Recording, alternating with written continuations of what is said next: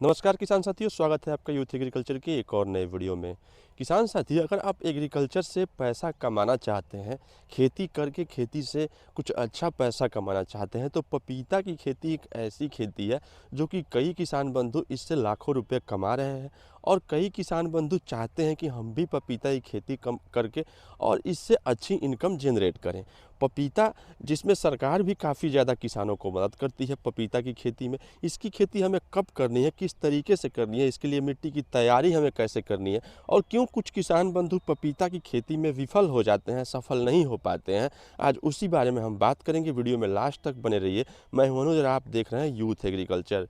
सबसे पहले हम बात कर लेते हैं कि पपीता की खेती हमें किस महीने में करनी चाहिए। तो पपीता की खेती के लिए साल में 2 समय उपयुक्त होता है। पहली तो फरवरी और मार्च के महीने में हम पपीता की खेती कर सकते हैं। दूसरा, हम अक्टूबर सितंबर के महीने में पपीते की खेती कर सकते हैं। वैरायटी की अगर बात करें तो आजकल रेड लेडी वैरायटी काफ़ी ज़्यादा प्रचलित है पपीते की, और ये लगभग हर मिट्टी में हो जाती है, उपयुक्त है, और मौसम भी लगभग भारतवर्ष में इसके लिए काफ़ी अच्छा होता है। इस पपीते की वैरायटी के लिए साइज़ भी इसका काफ़ी बढ़िया होता है और खाने में काफ़ी स्वादिष्ट मीठा होता है, और इसमें काफ़ी ज़्यादा विटामिन मिनरल्स भी होते हैं। इसलिए रेड लेडी की वैरायटी काफ़ी ज़्यादा किसान बंधु इसकी खेती करते हैं, इसको लगाते हैं और इससे काफ़ी बढ़िया मुनाफा भी कमाते हैं। बात कर लेते हैं इसके लिए मिट्टी कौन सी हमें ज़रूरत होती है, किस प्रकार की मिट्टी की। तो हल्की दोमट मिट्टी तो हर फसल के लिए लगभग अच्छी होती है, अनुकूल होती है। इसके लिए अगर चिकनी मिट्टी भी हो तो आप वहाँ पर भी इसकी खेती कर सकते हैं। एक बात की ध्यान रखे रहे, डी बस्की की ज़मीन जो होती है वो काफ़ी उपयुक्त होती है पपीते की खेती के लिए। जहाँ भी हमें पपीते की खेती करनी है, ये बात हमें ध्यान में रखना है कि उस जगह पे पानी का जमाव नहीं होता हो, वहाँ पे जल जमाव बिल्कुल भी नहीं होता हो। जो जगह ऊंची हो, हमें हमेशा उसी जगह का चुनाव करना होता है। पपीता की खेती में मिट्टी की तैयारी करते वक्त हमें खाद कौन से प्रयोग में लाने चाहिए। तो सबसे पहले तो सड़ी हुई गोबर का प्रयोग हमें कर लेना है। एकड़ के हिसाब से 15 से 20 टन सड़ी हुई गोबर हमें ज़रूर खेतों में डालनी चाहिए। अगर आपके पास मुर्गी की खाद उपलब्ध है तो आप उसका भी प्रयोग कर सकते हैं, लेकिन सड़ी हुई गोबर के साथ में हमें ट्राइकोडर्मा का प्रयोग जरूर करना होता है, क्योंकि पपीता एक ऐसी फसल है जिसके जड़ों में फंगस काफ़ी ज़्यादा मात्रा में लगते हैं, और फंगस के वजह से काफ़ी ज़्यादा पपीता बाद में चल के सूखने लगता है। तो उसकी प्रबंधन हमें पहले मिट्टी की तैयारी करते वक्त ही कर लेनी चाहिए, और समय समय पे, जैसे साल भर 2 साल जैसे पपीता एक लंबे अवधि की खेती है, हम इसे 2 साल 3 साल तक भी अपने खेतों में रख सकते हैं। इसलिए हमें समय समय पे भी फंगिसाइड इसके जड़ों में देते रहना पड़ता है, सिर्फ इस फंगस को कंट्रोल करने के लिए। इसकी जड़ें पानी को बर्दाश्त नहीं करती, ज़्यादा पानी इसके जड़ों में पड़ता है तो ये सूख जाता है, इसके जड़ें गल जाती है। इसलिए इस बात का हमेशा ध्यान रखें, जब भी इसकी खेती करें तो ऊँची जगह पर करें। तो आप ट्राइकोडर्मा सड़ी हुई गोबर के साथ में ज़रूर मिलाएं। उसको मिला करके अपने खेतों में छींटा मार के अच्छी तरीके से जुताई करवा लें। बेड प्रिपरेशन आप ज़रूर करें। इसको जब भी लगाएं तो बेड पे लगाएं। बेड पे लगाने से फ़ायदा ये होता है कि ये जब बेड पे रहेगी तो इसको जड़ों में ज़्यादा पानी ज़्यादा देर तक नहीं रहता, इसीलिए इसके जड़ें सूखने की समस्या कम आती है, इसके जड़ों में फंगस जल्दी नहीं लग पाते। संभव हो तो बेड पे लगा करके आप ड्रिप इरिगेशन सिस्टम ज़रूर लगवाएं।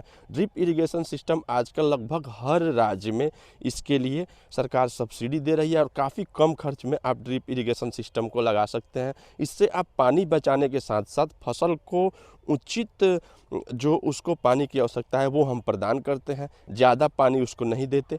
इस वजह से हमारी फसल भी ठीक रहती है, और जो पानी बचाने की एक मुहिम है उसको भी मदद मिलता है, पानी काफ़ी कम लगता है। इसलिए जब आप ड्रिप इरिगेशन सिस्टम को ज़रूर प्रेफर करें।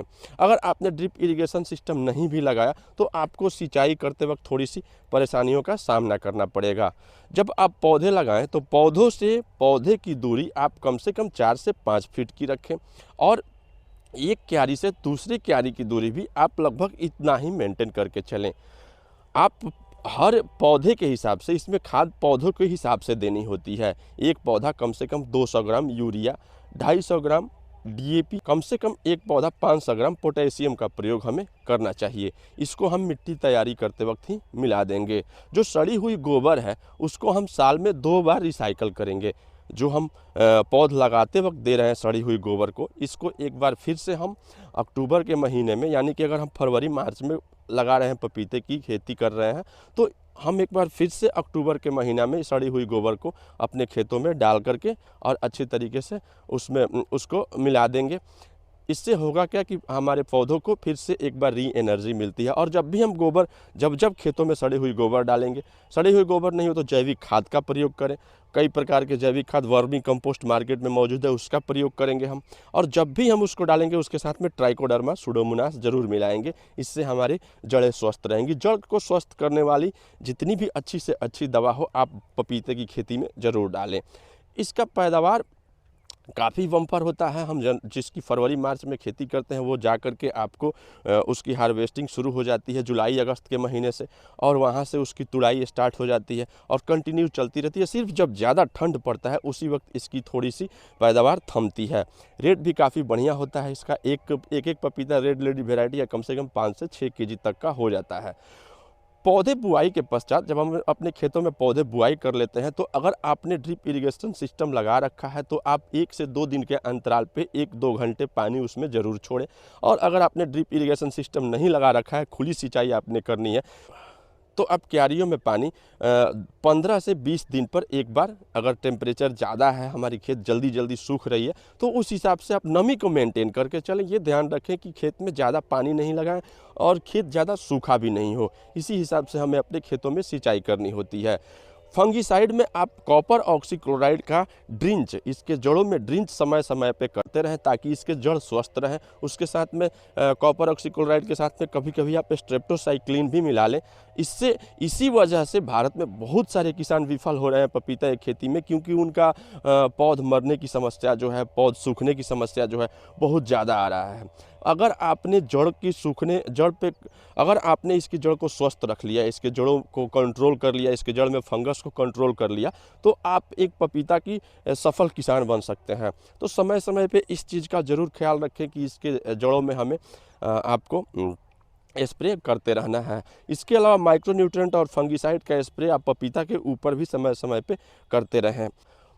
ऊपर स्प्रे फंगीसाइड का इसलिए मैं कह रहा हूँ क्योंकि इसमें कुछ वायरस आते हैं, वो वायरस काफ़ी खतरनाक होते हैं। अगर एक बार लग गए तो निश्चित रूप से वो पूरी फसल को बर्बाद करके रख देते हैं। इसकी एक स्पेशल वेलवेट नाम की दवा आती है, वो वायरस को कंट्रोल करने में काफ़ी मदद करती है।